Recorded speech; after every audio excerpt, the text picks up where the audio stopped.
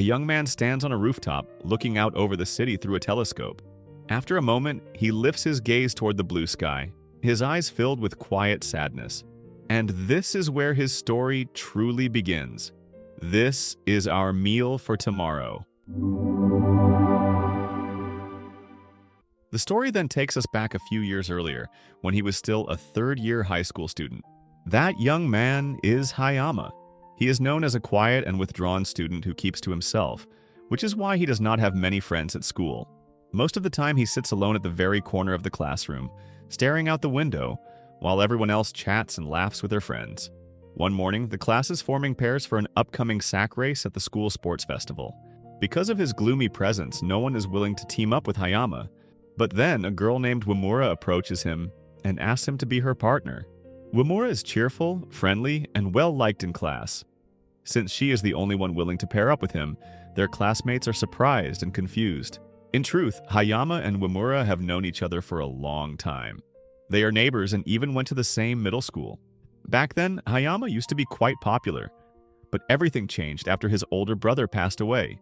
Since then, he has become distant and withdrawn, cutting himself off from others, including Wimura. He also develops a habit of reading novels about death, which makes his classmates see him as strange and avoid him even more. The next day during gym class, Wimura invites Hayama to practice for the sack race together. Their first attempt does not go well, as they cannot find a rhythm and end up falling. While practicing, Hayama asks why no one else wanted to be his partner. Wimura casually tells him that his aura feels too gloomy, which is why people stay away. The following day, Hayama is sitting on a bench near the school garden, once again reading the same novel about death. Wimura comes over and asks why he keeps reading the same book again and again, since he always seems to carry it with him everywhere. During the break, they continue practicing for the sack race. This time, Hayama suggests switching positions so they can move more in sync and jump faster. His idea works, and they are finally able to make longer, smoother jumps compared to before.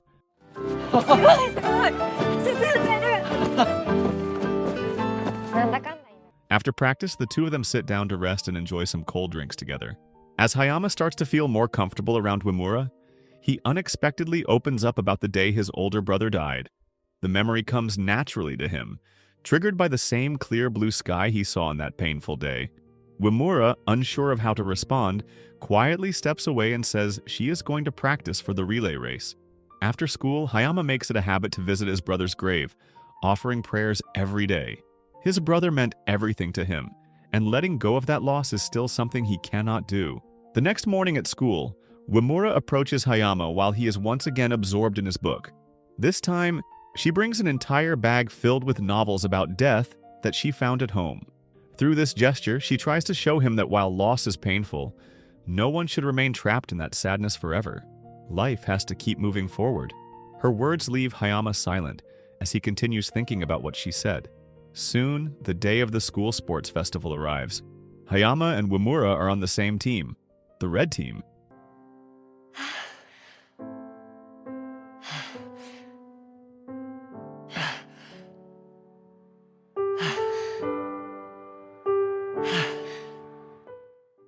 At first, they are in last place, but through teamwork and determination, they manage to turn things around and win the sack race. Exhausted but happy, they sit by the field afterward, enjoying the moment together. It is there that Wimura reveals she made a promise to herself. If they won first place, she would confess her feelings to Hayama. She finally asks him if he would be willing to go out with her, but Hayama turns her down, still unable to move on from the loss of his brother. The next day, Hayama meets Wimura to return all the books she lent him. Still hurt by the rejection, Wimura responds coldly, telling him the books are his now and he can give them away if he wants. She then walks off, leaving Hayama behind. Watching her go, he begins to realize that his answer the day before has hurt her more than he thought. The next day, Wimura suddenly does not show up at school. Seeing that, Hayama begins to feel guilty, thinking she is absent because she is embarrassed after being rejected. After school, he decides to visit her at home to check on her. But it turns out she is simply down with the flu. Before leaving, Hayama brings her 2 bottles of the soft drink she always enjoys at school. Not long after, Hayama finally admits that he actually likes Wimura too. However, he is still afraid to love someone because he is terrified of losing them. By chance, Wimura's grandmother overhears everything. Realizing this, Hayama is startled and quickly greets her. Wimura has been living only with her grandmother since her parents left when she was still a child. Later that afternoon, Hayama and Wimura take a walk along the edge of the village, talking about their plans after graduation. Wimura is full of excitement, dreaming about all the things she wants to do in college, while Hayama still seems unsure about his own future. When graduation day finally arrives, Hayama quietly tells Wimura that he wants to attend the same university as her. She reacts with complete surprise, drawing attention from nearby students. The reason is simple: Wimura plans to enroll in Nishimine Women's University, which Hayama cannot attend. In the end, Hayama chooses to study at Meiyu Institute instead. Once college life begins, the two of them officially start dating. They often spend time together, especially at their favorite fried chicken restaurant.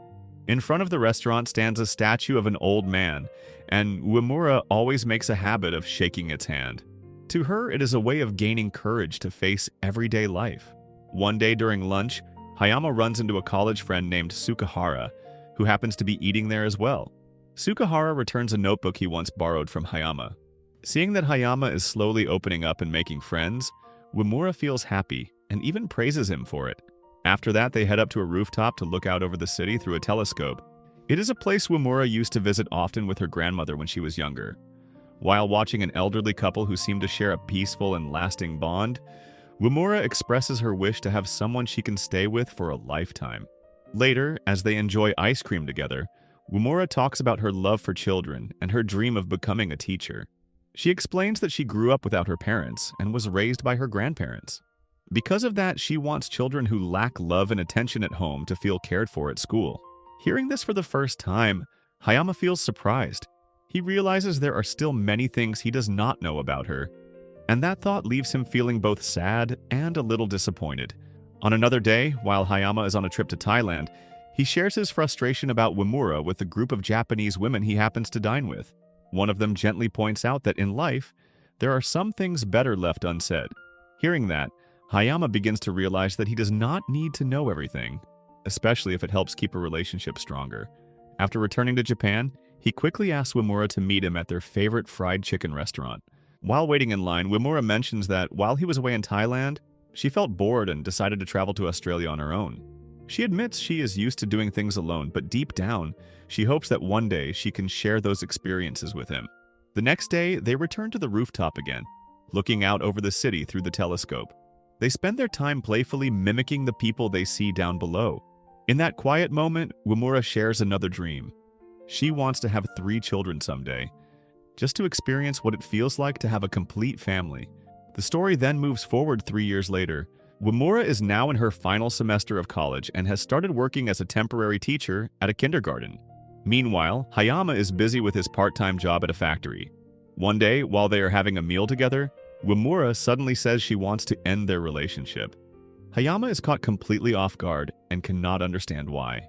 Instead of giving a clear reason, Wimura avoids the topic and talks about unrelated things, as if she is hiding something important. 2 weeks after their breakup, Sukahara invites Hayama to hang out with some friends, hoping it will help him move on. During that gathering, Hayama meets a girl named Amiri, who studies at the same university. Amiri shows clear interest in him, and slowly Hayama begins to consider opening his heart again. That day, Amiri invites him over for fried chicken at her place. After trying her cooking, Hayama is genuinely impressed, and from that point on they start growing closer. Later, while working at the factory with Sukahara, Hayama talks about how things are going with Amiri. Sukahara mentions that Wimura is happy to hear that Hayama has found someone new. But in reality, that is not true at all, because Wimura still deeply loves him. The next day, when Hayama visits his brother's grave, he unexpectedly sees Wimura standing there, quietly praying.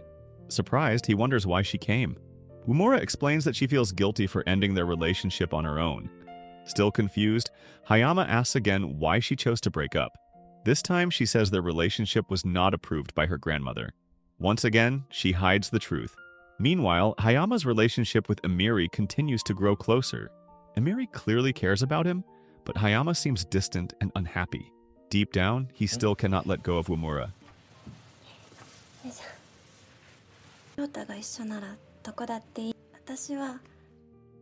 After thinking it through, he finally realizes that he never truly loved Amiri, because his heart has always belonged to Wimura.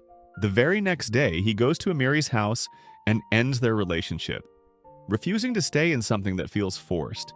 That night, Hayama goes to Wamura's house and asks her to get back together with him, but Wamura firmly refuses.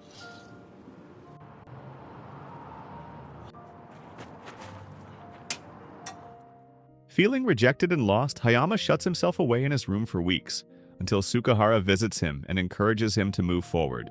Eventually, Hayama returns to campus and resumes his daily routine, but memories of Wamura continue to linger in his mind. Soon after, Hayama decides to visit the kindergarten where Wamura works. He learns that she is on leave due to illness and is currently hospitalized. When he arrives at the hospital, Wamura finally reveals the truth. She has been undergoing treatment for a tumor in her womb. Her condition has become serious enough that she must undergo surgery to remove it, which means she will no longer be able to have children. Hearing this, Hayama's feelings become even clearer.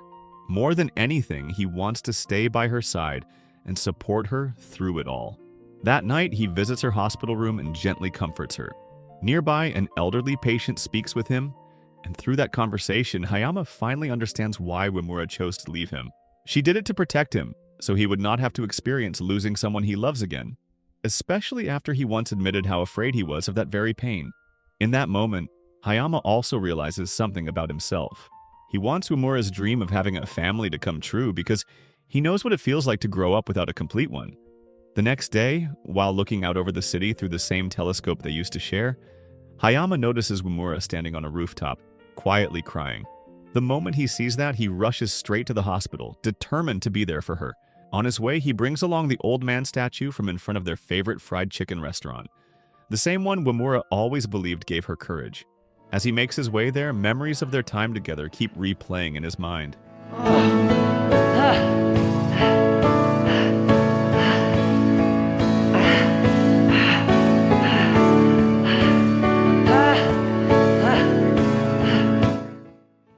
When he finally arrives, Hayama makes it clear that Wamura is the most important person in his life. He wants to stay by her side no matter what happens, and support her until she recovers. Even if they cannot have children, it does not change how he feels. To him, being with her is enough. He then encourages her to hold the statue, hoping it will give her the strength she needs to face what is coming. The next day, Wamura undergoes her surgery. Thankfully, everything goes well, and she makes it through safely. As she is brought out of the operating room, her grandmother asks Hayama to take care of her for the rest of her life. A few days later, after Wamura has recovered, the two of them walk home hand in hand. The story closes with a quiet, heartfelt moment between them, as they finally move forward together and embrace a future filled with happiness. So the moral of the story is, if you like someone, just say it early before things get so dramatic, you end up bringing a whole statue to the hospital like it is a side character.